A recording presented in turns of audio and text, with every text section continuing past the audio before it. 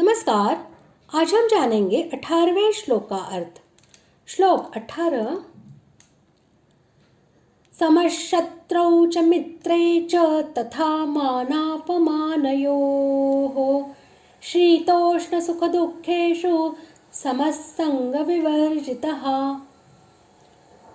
श्लोक का अर्थ, जो शत्रु मित्र में और मान अपमान में सम है तथा सर्दी गर्मी और सुख दुख आदि द्वंद्वों में सम है और आसक्ति से रहित है। अवश्य ही भक्त की दृष्टि में उसका कोई शत्रु मित्र नहीं होता, तो भी लोग अपनी अपनी भावना के अनुसार मूर्खतावश भक्त के द्वारा अपना अनिष्ट होता हुआ समझकर या उसका स्वभाव अपने अनुकूल न दिखने के कारण अथवा ईर्ष्यावश उसमें शत्रु भाव का भी आरोप कर लेते हैं। ऐसे ही दूसरे लोग अपनी भावना के अनुसार उसमें मित्र भाव का आरोप कर लेते हैं। परंतु संपूर्ण जगत में सर्वत्र भगवान के दर्शन करने वाले भक्त का सब में समभाव ही रहता है। उसकी दृष्टि में शत्रु मित्र का किंचित भी भेद नहीं रहता। वह तो सदा सर्वदा सबके साथ परम प्रेम का ही व्यवहार करता रहता है। सबको भगवान का स्वरूप समझकर समभाव से सबकी सेवा करना ही उसका स्वभाव बन जाता है। जैसे वृक्ष अपने को काटने वाले और जल सिंचने वाले दोनों की ही छाया, फल और फूल आदि के द्वारा सेवा करने में किसी प्रकार का भेद नहीं करता, वैसे ही भक्त में भी किसी तरह का भेदभाव नहीं रहता।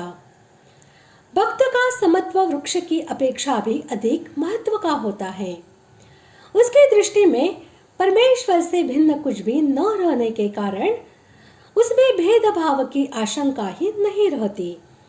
इसलिए उसे शत्रु मित्र में सम कहा गया है।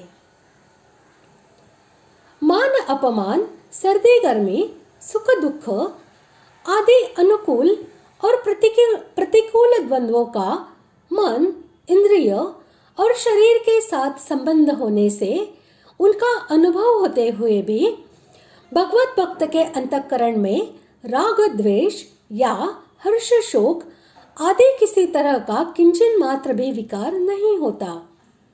वह सदा सम रहता है, न अनुकूलता को चाहता है और न प्रतिकूल से द्वेष ही करता है। कभी किसी भी अवस्था में वह अपनी स्थिति से जरा भी विचलित नहीं होता। सर्वत्र भगवत दर्शन होने के कारण उसके अंतःकरण से विषमता का सर्वथा अभाव हो जाता है।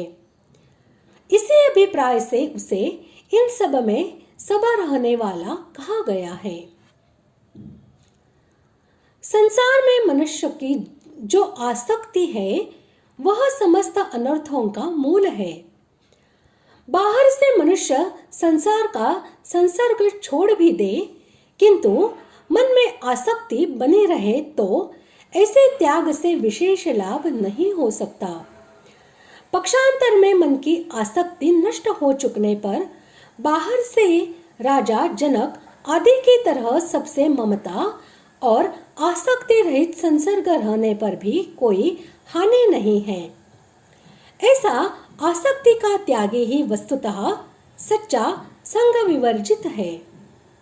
दूसरे अध्याय के 57वें श्लोक में भी यही बात कही गई है। इस प्रकार आज हमने 18वें श्लोक का अर्थ जान लिया है। अगले भाग में जानते हैं 19वें श्लोक का अर्थ। धन्यवाद।